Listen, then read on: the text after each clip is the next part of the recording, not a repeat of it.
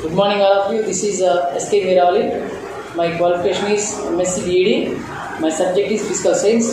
Today we are going to discussing about fullerenes.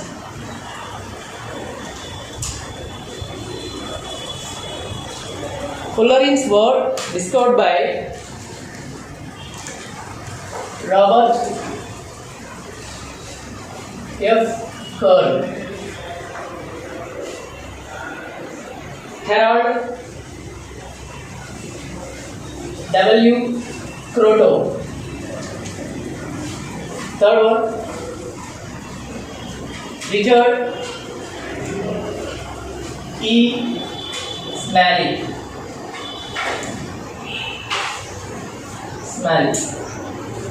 The team of scientists are belonging to two universities, which are Rice University and Sussex University. Sussex University. The team of scientists were discovered fullerenes. Now we are going to discussing about how the fullerenes are formed. Fullerenes are formed by vaporized carbon is condensed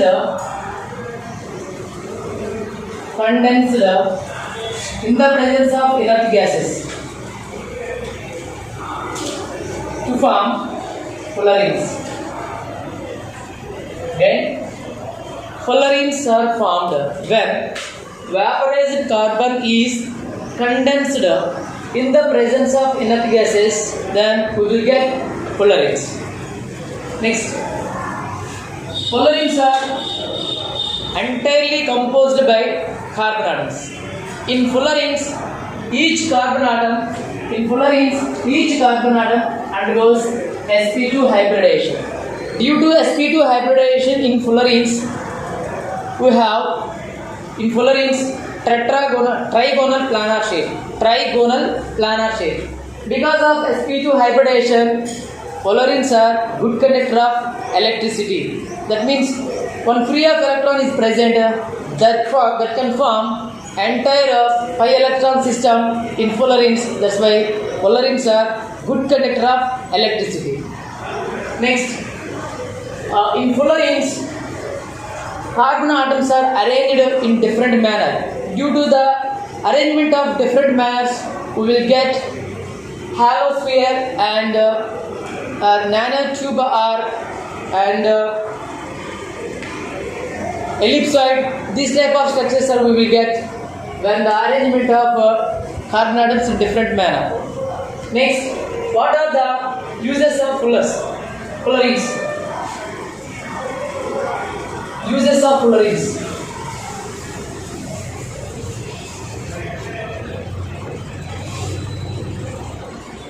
Uses of fullerenes.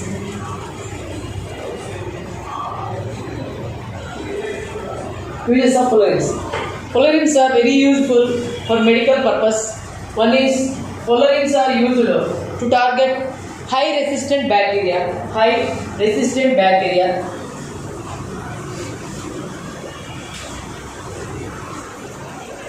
and also used to target cancer cells such as melanoma.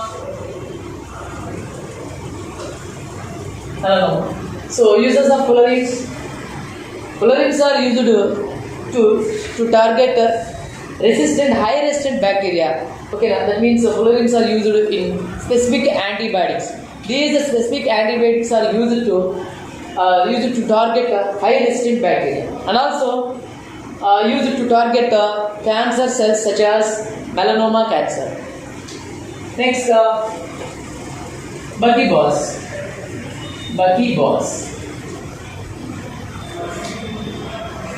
Spherical fullerenes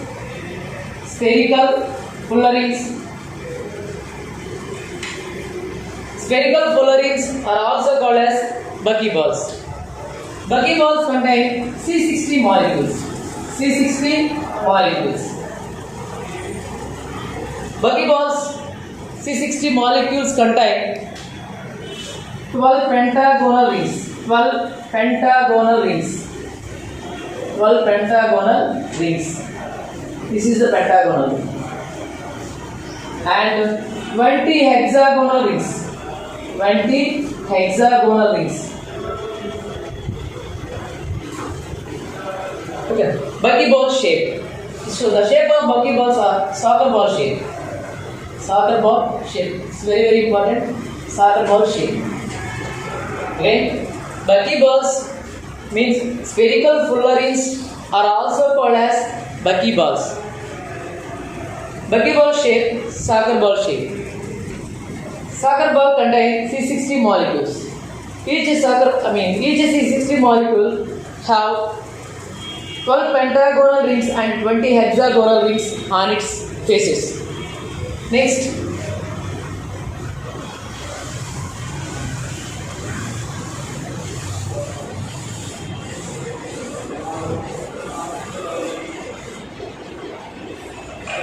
for the discovery of fullerenes, Nobel Prize. For the discovery of fullerenes, the team of scientists, they are Richard E. Smalley and Harold W. Kroto and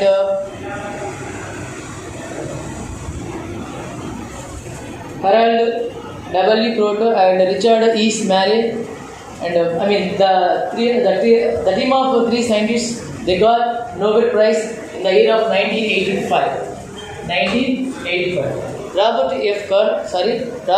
Curl, Harold W. Kroto and Richard E. Smalley, the team of these scientists, get Nobel Prize in the year of 1985 for the discovery of fullerenes. In which subject means chemistry. In chemistry, they got Nobel Prize in the year of 1985. So the team of scientists which are belongs to Sussex and Rice universities. The name of scientists are Richard E. Smalley and Harold W. Kroto and Robert F. Curl.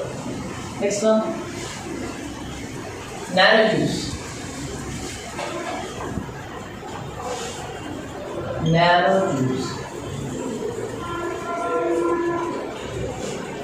Nanotube is also one of the another allotropic form of carbon. Another allotropic form of carbon.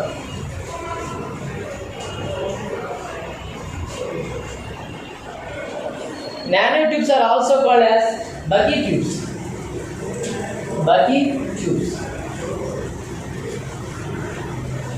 Third point, nanotubes were discovered by Sumio Lee Jima in the year of 1991. Nanotubes is one of the another allotropic form of carbon. Nanotubes are also called as Bucky tubes. Nanotubes were discovered by Sumio Lee Jima in the year of 1991. Next point. Nanotubes contain a race of like graphite layers. In graphite layers, there are present flat layer structures. These flat layer structures are we can roll it into a cylindrical model. Then we will get nanotubes.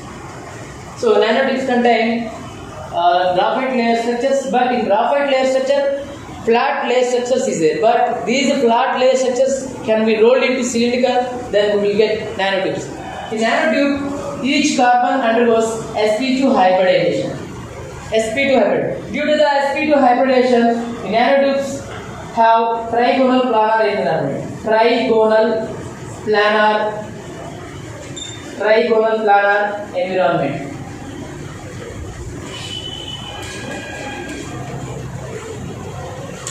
Next, fifth point. Carbon single bonds. Carbon single bond weak bonds are present. Single bond weak bonds are present.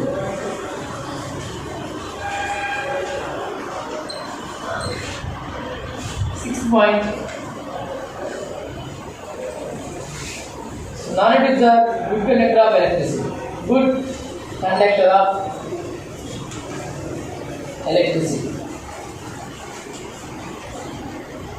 Nanotubes are good conductor of electricity because each carbon undergoes sp2 hybridization. Due to this, trigonal planar environment present in nanotubes.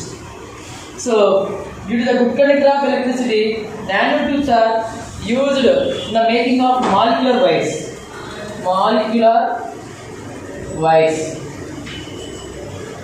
So, and also used nanotubes are used in integrated circuits. Integrated circuits. Instead of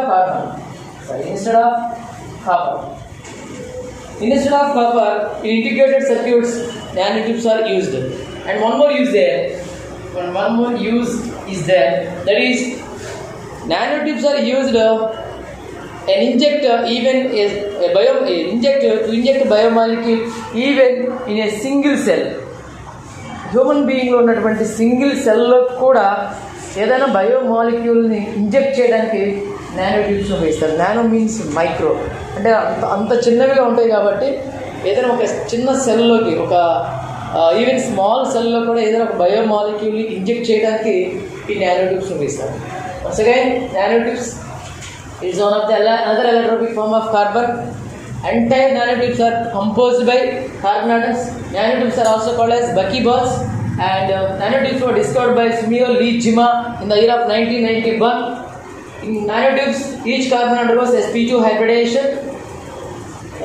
Because of sp2 hybridization, trigonal planar environment is present in nanotubes. So carbon-carbon weak bonds are present in the layers of nanotubes. Nanotubes are good conductor of electricity because of sp2 hybridization. Hence, presence of high electron system. I mean, free polar compounds.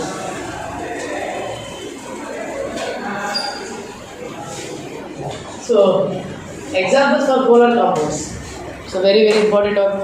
Examples are polar compounds: sodium chloride, calcium chloride, magnesium chloride, etc. These are the best examples for polar compounds. Polar compounds are defined as any compound which is dissociated into ions when they are dissolved in water. For example, sodium chloride. Sodium chloride, when it is dissolved in water, then we will get sodium cation and chloride anion. So this is in aqua state. This is also in aqua state. Okay, now.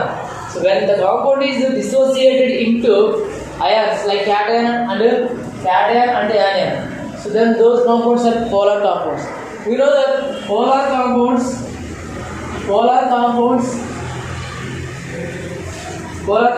are only soluble in polar solvents. Polar compounds are only soluble in polar solvents. Examples for polar solvents. The best example for polar solvent, water. So we know that how the water is dissociated. Water is dissociated into hydrogen ion and hydroxide ion. Here also ions are formed. Because of this is also example for polar compound, but which is a solvent, okay, which is dissolved in many salts in it. That's why it is a solvent. So for example, sodium chloride. We know that this is a salt. Sodium chloride, when it is added into water, sodium chloride is completely soluble in water. So why the sodium chloride is completely soluble in water?